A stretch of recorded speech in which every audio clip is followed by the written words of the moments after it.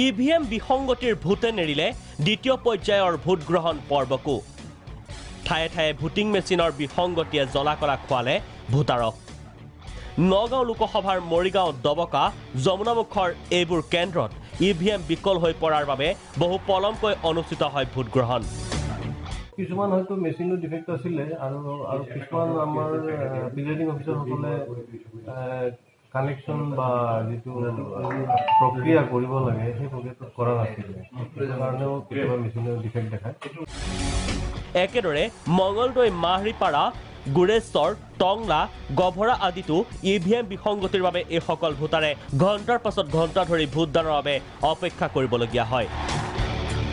একেদৰে দক্ষিণ কৰিমগঞ্জৰ দুটাকৈ কেন্দ্ৰত ইভিএম বিজুতিৰ বাবে পলমকৈ অনুষ্ঠিত হয় ভোটগ্ৰহণ